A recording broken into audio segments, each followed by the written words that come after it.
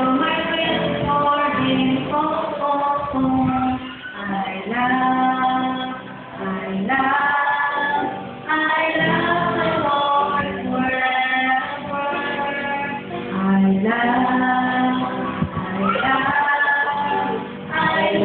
the Lord forever. And though my hands, for him, oh, oh, oh. I'll serve the Lord forever. I'll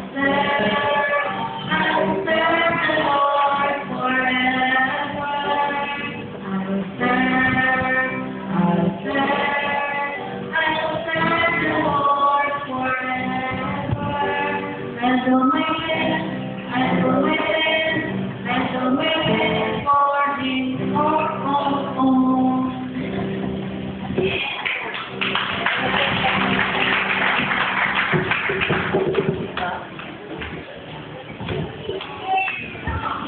Amen. Nakakatuwa ang Praise the Lord. Ngayon ay napapakinggan natin ang iba't ibang announcement and report. Good morning.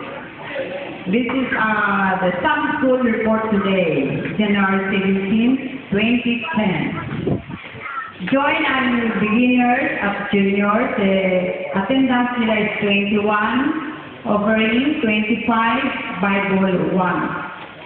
Young people, attendance 14, offering 27, ang Bible nila is 3. Young adults, 12, ang attendance nila, offering is 27 pesos, Bible 2. Young adults, we have 37, offering,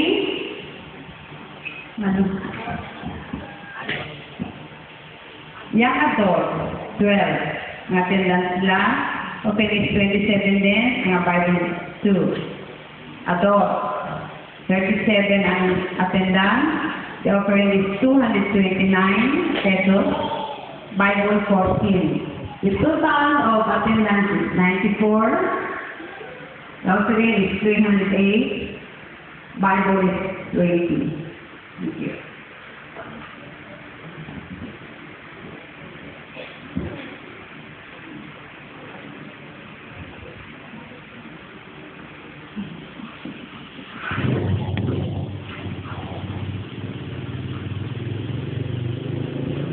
Hello. It is really a beautiful Sunday. Magandang linggo sa ating lahat. Isang linggo akong nawala. Pagdating ko dito, ang daming na bago, magandang bagay. At totoo pala yung sinasabi nila pag tayo ay nakakapit sa Panginoon. Sa tingin ko sa inyo, parang bumabata yung mga kapatid ko dito sa simbahan. Totoo yun. Ang daming na bago. Kaya maraming salamat sa lahat po sa inyo na kahit yung isang linggo pagkawala ko, nakita ko kalalang bagay yung nakikita ko. Mga kapatid, alam ko na hindi pa nyo alam na tayo ay mayroon ng bagong lahat. Noong isang linggo siya ay nagumpisa na nagiging pastor natin. Kaya lang hindi napaalam dahil nakalimutan nung isang kapatid natin i-announce at i-install ang ating bagong pastor. Lahat po ng mga authority na dapat para kay pastor ay ating ibigay at ating ialay sa kanya. Alam natin na may mga responsibilidad sa spiritual na bagay ang pastor kahit na sa mga material na bagay at physical na bagay sa simbahan. Kaya kung anuman ang kanyang tungkulin, respetuhin din po natin siya sa kanyang mga authority. yung lahat po ng ating mga kapatid dito sa simbahan, na kung anuman ang pwede nyo ialay si Pastor, ibigay, panalangin, o mga bagay na pwede natin ibigay sa kanya upang makatulong sa kanyang pangangailangan. Nasa inyo yun. Walang kapilitan. Kung ano yung conviction ng inyong mga puso, atin pong ialay sa kanya. Tayo po ay magsusuporta dahil sa aming pananaliksik, matagal nilang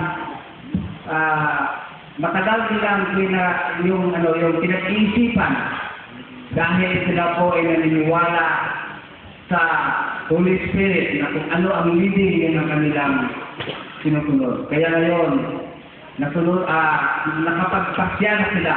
Nagmula nung nakaraang linggo, tinanggap na po nila ang kanilang tungkulin. So ngayon, Pastor, pati na yung asawa, hinihiling po namin na pupunta dito sa Vietnam ng harap. At lahat po, hinihiling po natin yung lahat po ng deacon sa Kinder dahil i-pre-over po natin si Pastor.